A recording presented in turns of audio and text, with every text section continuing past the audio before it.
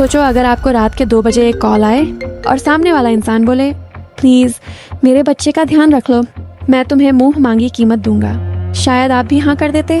लेकिन क्या हो अगर वो बच्चा इंसान ही ना हो? क्या हो अगर वो बच्चा एक ऐसा शैतान हो जो लोगों की आत्माओं को दूसरी दुनिया में भेज देता हो?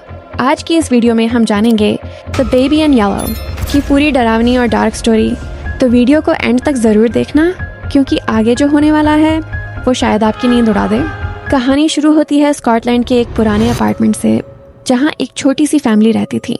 ईथन, उसकी वाइफ कैसेल्डा और उनका छोटा सा बच्चा हेस्टर। यही वो बच्चा है जो बाद में जाकर बना बेबी इन येलो। ऊपर से देखने पर यह फैमिली बिल्कुल नॉर्मल लगती थी, लेकिन असलियत कुछ और ही थी। कैसेल्डा एक आर्टिस्ट थी। उसे पेंटिंग और अजीब अजीब ड्राइंग्स बनाने का बहुत शौक था। वो ज्यादातर घर से बाहर ही रहती थी। वहीं दूसरी तरफ ईथन एक साइंटिस्ट था, लेकिन वो कोई नॉर्मल साइंटिस्ट नहीं था। उसे इंसानों और पेड़ों पर एक्सपेरिमेंट करने का जुनून था। वो ऐसा केमिकल बनाना चाहता था जो इंसान को पेड़ों जैसी ताकत दे सके। दिन रात वो अपने घर के बेसमेंट में एक्सपेरिमेंट करता रहता, लेकिन एक प्रॉब्लम थी, उसका छोटा बच्चा हेस्टर की वजह से ईथन अपने एक्सपेरिमेंट पर पूरा फोकस नहीं कर पाता था। इसीलिए उसने एक रोबोट बनाया जिसका नाम था न्यूट बच्चे का ध्यान रखता और ईथन अपने एक्सपेरिमेंट्स में लगा रहता। सब कुछ ठीक चल रहा था, लेकिन फिर एक दिन सब बदल गया। कई महीनों की रिसर्च के बाद ईथन ने एक अजीब लाल रंग का केमिकल बना लिया। शुरुआत में उसे लगा कि उसका एक्सपेरिमेंट फेल हो गया है, लेकिन जब उसने उस केमिकल को अपने ऊपर इस्तेमाल किया तो उसकी पूरी बॉडी जलने लगी। उसकी स्किन खराब हो गई, चेहरे पर अजीब निशान आ गए। लेकिन कुछ दिनों बाद उसे एहसास हुआ कि उसके अंदर ताकत बढ़ रही है। वो पहले से ज्यादा तेज सोच सकता था। उसके अंदर इंसानों से कहीं ज्यादा पावर आ चुकी थी।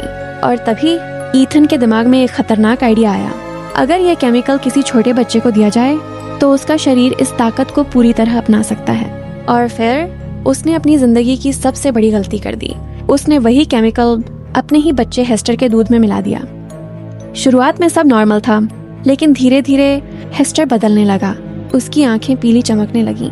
वो बिना चले एक जगह से दूसरी जगह पहुंच जाता, कभी हवा में उड़ता, कभी अचानक गायब हो जाता। और फिर एक रात कुछ ऐसा हुआ जिसने सबकी जिंदगी बर्बाद कर दी।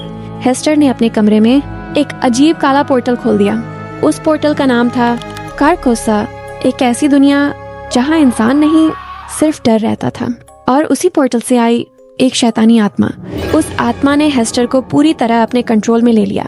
अब वो बच्चा नहीं रहा था, वो कुछ और बन चुका था। कुछ दिनों बाद एक बेबी सिटर को घर बुलाया गया। रात का समय था, पूरा घर शांत, बस पीले कपड़ों में बैठा एक बच्चा। शुरुआत में सब नॉर्मल लगा। बेबी सिटर ने बच्चे को दूध पिलाया, डायपर बदला और उसे सुलाने चली गई। लेकिन जैसे ही वो पीछे मुड़ी, बच्चा गायब था। और फिर उसे सीढ़ियों के नीचे बैठा मिला। उसकी आंखें पूरी काली हो चुकी थीं और पुतलियां नारंगी चमक रही थीं। अब घर के अंदर अजीब चीजें होने लगीं। दरवाजे अपने आप बंद होना, लाइट्स छिलमिलाना, किचन का अचानक बदल जाना।